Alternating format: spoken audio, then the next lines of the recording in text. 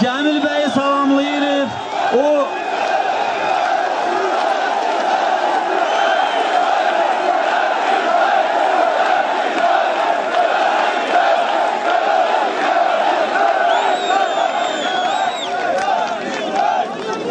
sevgili millət, uca xalq, biz güneşli bir gündə bu meydanda toplaşmışdıq. İndi buludlu bir hava, yağışlı çiskinli bir təbiyyət, amma insanların ruhu qırılmadı, onların azadlıq eşqi bu meydanın ab-ı havasını müəyyən eləyir. Eşq olsun sizlərə. Mən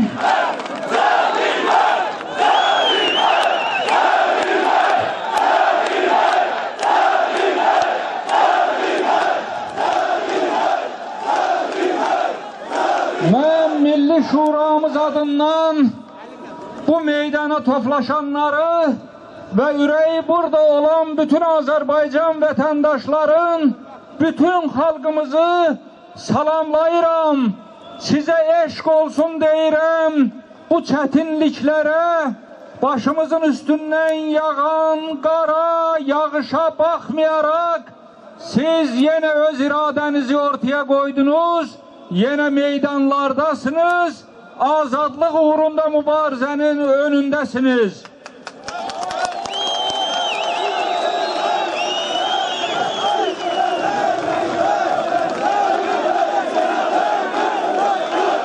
Azerbaycan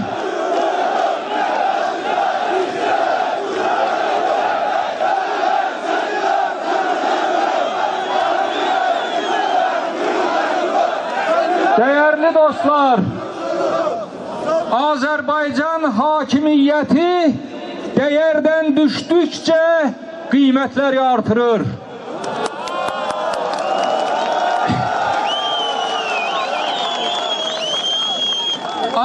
Bugün hakimiyyəti mənimsəmiş, 9 oktyabrda seçki adı ilə hakimiyyəti zorla ələ keçirmiş bir grup talançı Azərbaycan xalqı ilə işğal edilmiş, əsir götürülmüş xalq kimi Azərbaycan əraziləri ilə işğal edilmiş ərazi kimi rəftar edir. Bu bizim vətənimizdir. Biz buna yol verməməliyik. Talançılığa, vətəndaşın cibinə girməyə yox deməliyik. Azərbaycan xalqı özünü müdafiə haqqına malikdir. Ona görə bu meydanlarda iradəsini ortaya koymalıdır. Və qiymət artımının faydasını görən yalnız bu hakimiyyətdir. Mən sizə bu yaxınlarda hesablanmış bir örneği deyirəm. Qiymət artımı nəticəsində Azərbaycan büdcəsinə gələcək vəsait təkcə Anar Əliyevin mənimsədiyi vəsaitdən daha azdır. Sevgili millət, bu sənin haqqındır, bu sənin həyatındır, bu sənin rifahındır. Öz haqqın uğrunda mübarizədə meydanda olmalısan, öz rifahını özün təmin etməlisən, talançılığa və soyğunçuluğa yox deməlisən.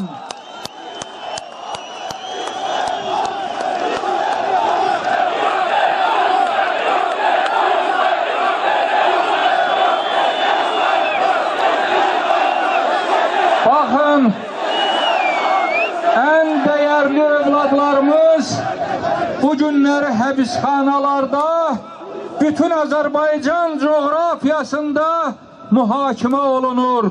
Şəkidən tutmuş Lənkərana qədər, Bakıda nidaçıların, ondan qabaq İslamçıların saxta yolla tutulmuş, saxta ittihamlarla tutulmuş, qurama günah üstündə tutulmuş yüzlərlə vətəndaşımız bu günləri mühakimə olunur.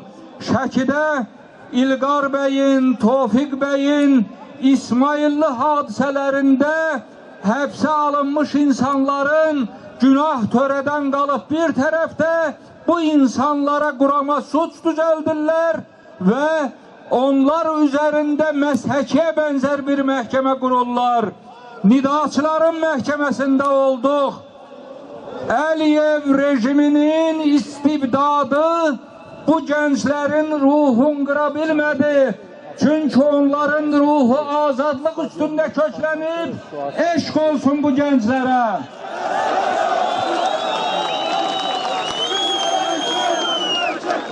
Biz döneriz meydan gerçekleri, biz döneriz meydan gerçekleri, biz döneriz meydan gerçekleri.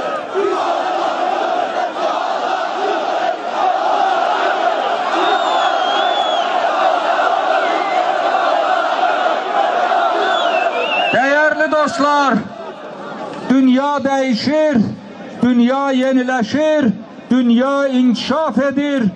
Demokratik değerlere söykenen devletlerin sayı günden güne artır. Bakın bizim komşu Gürcistan artık Avrupa Birliği'nin şərq tərəfdaşlığına integrasiya oldu. Ukrayna bu günləri öz yolunu müəyyən etmek için milletin iradesini koyup ortalığa. Ben eminlikle size deyirəm ki, Ukrayna halkının seçimi qələbə ilə nəticələnəcək və bu seçimə qarşı duran hakimiyyət getməlidir. Baxın Suriyada nələr baş verir. Bu ölkədə Ərəb inqilablarının sonuncu həlqəsi olaraq bir diktator rejiminə qarşı artıq bir ilə yaxındır ki, ölüm-dirim savaşı gedir. Değişmeyen bir Azerbaycan hakimiyyətidir. Öz oğru təbiyyətini dəyişdirə bilmir, öz diktator xislətini dəyişdirə bilmir. Əgər onlar buna qadir deyilsə, bu millət onları dəyişdirəcək, bu ölkə yeniləşəcək, bu ölkə müasirləşəcək. Demokratiyadan başqa ayrı yolumuz yoxdur ve bu demokratiyanı müəyyən edenler bu günləri bu meydandadır. Ürəyi bu meydanda olanlardır. Bütövlükdə Azərbaycan xalqıdır. Eşq olsun Azərbaycan xalqına.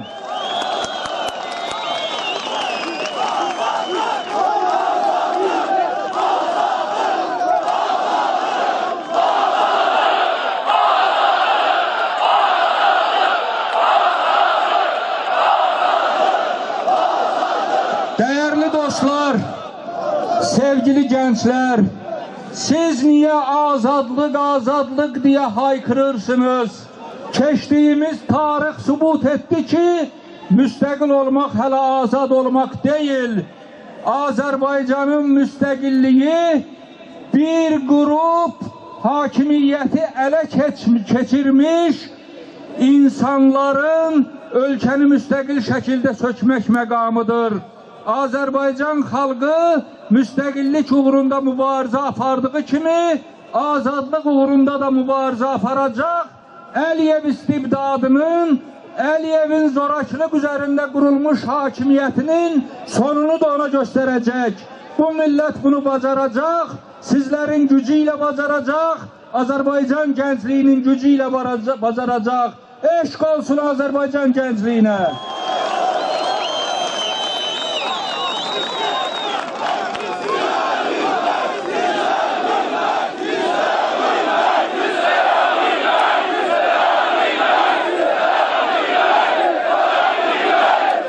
Hakimiyyətdən soruşmaq lazımdır.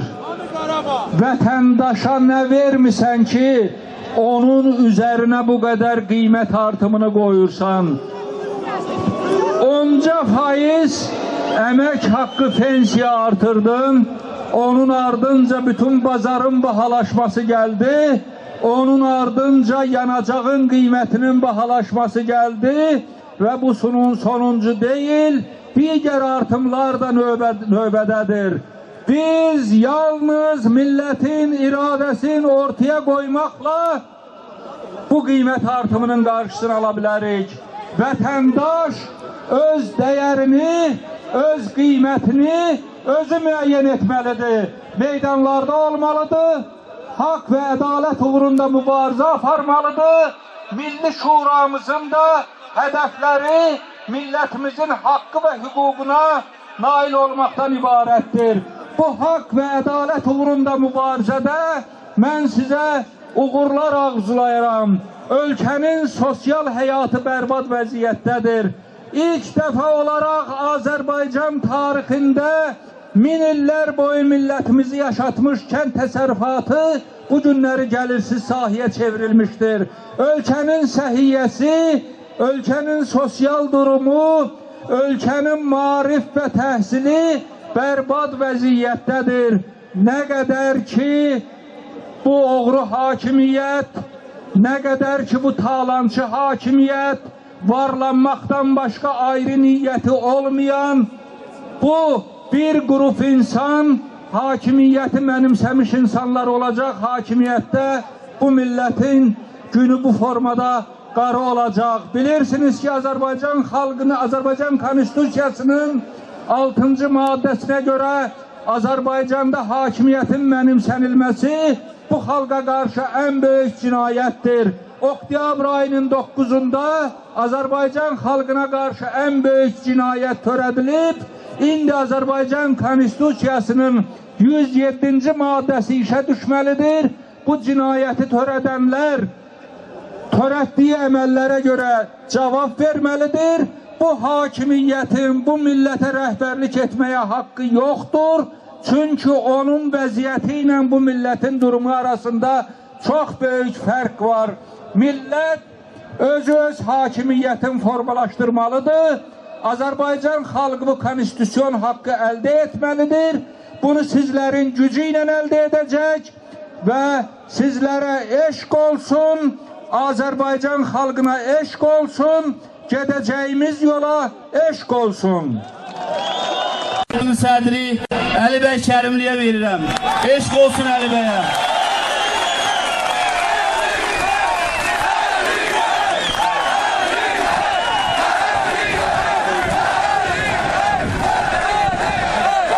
Aziz həmvətənlər, ilk növbədə bu yağışlı gündə yüksək vətəndaşlıq şuuru nümayiş etdirib, təkcə özünüzü yox, milləti, bugünümüzü, sabahımızı düşünərək bu fədakarlığı edib, minlərlə insan bu meydana toplaşdığına görə siz fədakar insanlara çox sağ ol deyirəm, var olun! Biz bu dəfə çox aydın tələblə gəlmişik bu meydana. Azərbaycan hökuməti hələ də Azərbaycan xalqını avam hesab edir. Hesab edir ki biz sadəlövük. Seçki kampaniyası dövründə 10% maaş artımı edib, insanlar o 12-15 manat artımı almamış, yanacağın qiymətini 30% qaldırıb və deyir ki, mən özüm tox olum, millət hansı gündə olur olsun yaşasın. Amma artıq millət bunu başa düşür və bugün millət buradadır ki, bu hökumətə, onun soyğunçu siyasetinə dur desin. Eğer biz ayakta olmasak,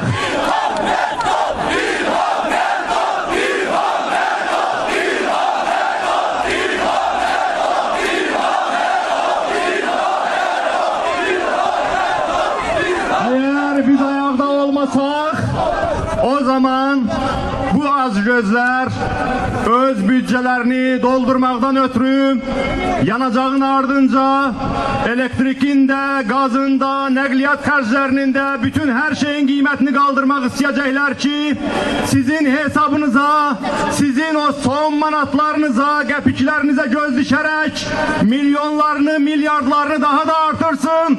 Ona görə bu millət buradadır ki, desin ki, artıq biz bu soyğunçu siyaseti istəmirik. Biz bu siyasete qarşıyıq. Rədd olsun bu siyaset.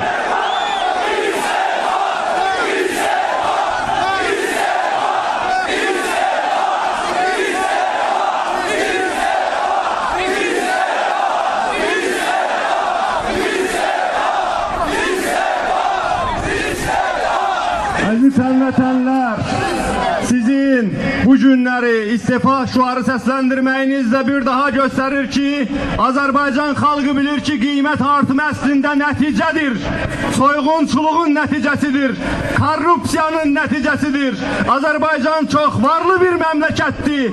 Onun yerin altından çıxan havayı hökumətə başa gələn qazı Azərbaycanda 1000 kub metrini 100 manata satırlar. Hansı ki, o havayı Azərbaycan hökumətinə verilən qaz sahilə də cəmi 1000 kub metri 7 manata başa gəlir. Görün sizinlə necə soyğunçu davranırlar.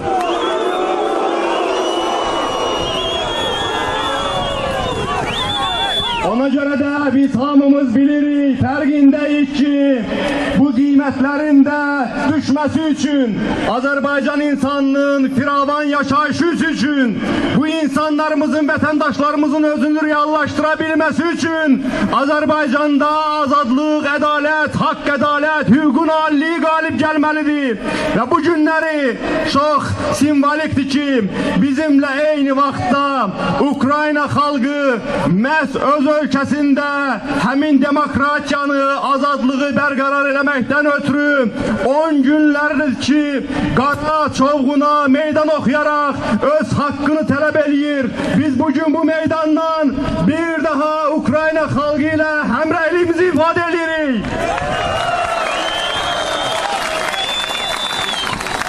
Ukrayna xalqı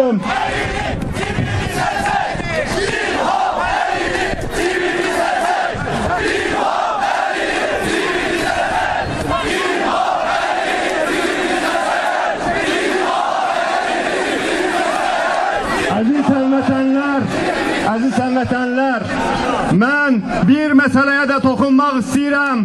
Biz əlbəttə ki, problemlərimizin əsl səbəbini bilirik. Nə qədər ki, bu ölkədə xalq tərəfindən seçilmiş parlament və hökumət, prezident yoxdur.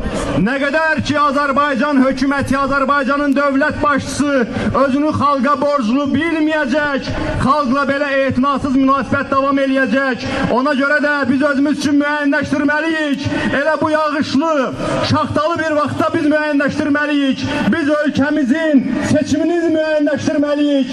Mən bilmək istəyirəm ki, bugün bura toplaşmış bu fədakar insanlar necə hesab edirsiniz? Ukraynadan sonra Avropaya integrasiya dayanacağı Azərbaycan olsunmu?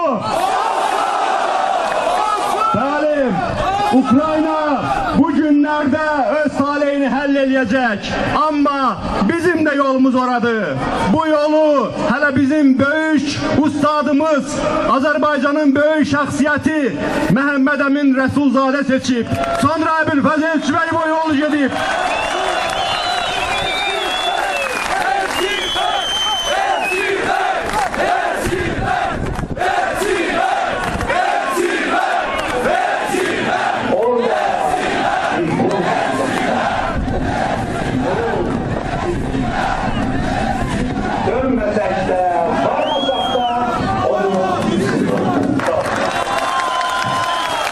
Bəli, ona görə də gəlin buradan bir kampanya elan eləyək. Avropa Birliyinin şərq tərəfdaşlığı üzrə bundan sonraki sammiti 15-ci ilin martındadır, Riga şəhərindədir. Özümüz üçün qrafik müəyyənləşdirək ki, biz o vaxta qədər Allah bizə qismət eləyəcəksə, növbədən kənar seçkilər keçirməyə bacaracaqsa o yolla, hətta indikilər qala biləcəklərsə də onları məcbur eləməklə 15-ci ilin martına qədər Azərbaycanın Avropa Birliyi ilə assosiasiya sazişi imzalamasına, Avropa standartlarını Azərbaycana gətirməyə nail olaq. Və nəhayət, əziz həmvətənlərim, bu günlərdə gördünüz ki, iki beynəlxalq təşkilat Azərbaycandakı oğurluq, korrupsiya haqqında hesabat yaydı. Bu hesabatların birində son 10 ildə Azərbaycandan oğurlanmış 17 milyarddan söhbət gedirdi. Digərində isə dövlət neft şirkətinin varidatının bir nəfər Anar Əliyev adlı biri tərəfindən talan edilməsindən söhbət gedirdi. Amma biz yaxşı bilirik ki, kardeşim, Azerbaycan'da neft, gaz bir ailenin monopolyasındadır. Anar Əliyev kimdir ki oraya elini uzatsın? Elbette ki, eğer Azerbaycan'da həmin oligarklar İlham Əliyevsiz bu oğurluqları etsəydiler, indi onların hamısının nəsibi həbsxanalar idi. Amma onlar çox rahattılar. Çünki başa düşürlər ki, bu prosesin başında İlham Əliyev özü dayanır ve bir gün elbette ki Azerbaycan xalqı karşısında bütün bunlara göre onun özü cevap verecek.